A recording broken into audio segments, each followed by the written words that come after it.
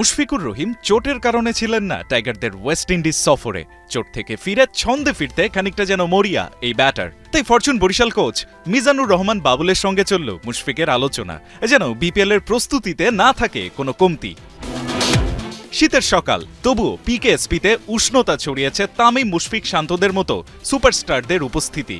কারণটা বেশ পরিষ্কার, আসন্ন বিপিএলকে সামনে রেখে ডিফেন্ডিং চ্যাম্পিয়ন ফরচুন বরিশালের ছিল আজ প্র্যাকটিস সেশন। শিরোপা ধরে রাখার মিশনে প্রস্তুতিটাও ছিল দেখার মতো। সকালটা শুরু হয় হালকা গা গরম দিয়েই। খানিক বাদে দুদলে ভাগ হয়ে শুরু করে দেন নিজেদের মধ্যে ম্যাচ খেলা। ব্যাটিং করতে নেমে যান তাওহিদ হৃদয় আর নাজমুল শান্ত। তাদের পর ব্যাটিংটা ঝালাই করতে নামেন কদিন আগেই শেষ হওয়া এনসিএল এ দারুণ ফর্মে থাকা তামিম ইকবাল আর মিস্টার ডিপেন্ডেবল মুশফিকুর রহিম। তামিমের শুরুটা খানিকটা ধীরগতির লাগলেও খানিক পরেই শুরু করেন দুর্দান্ত সব শট খেলা।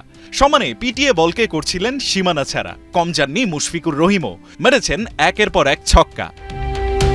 খানিক বাদে জুম্মার নামাজের বিরতির পর ক্রিকেটাররা আবারও ফেরেন মাঠে। তবে বলকে সীমানার বাইরে পাঠিয়েও যেন মন ভরছিল না মুশির। তাই তো আলাদা করে প্র্যাকটিসে একাই পিটিয়ে যেন ছিঁড়তে চাইলেন বলের সুতো। মারছিলেন বড় বড় ছক্কা।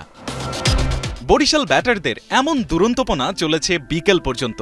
সব মিলিয়ে তাই বলাই যায়, তামিম, মুশফিক, শান্তরা নিজেদের ব্যাটে যেভাবে শান দিচ্ছেন, তাতে বরিশালের হাত থেকে বিপিএল শিরোপা ছিনিয়ে নিতে কঠিন পরীক্ষায় দিতে হবে অন্য দলগুলোকে।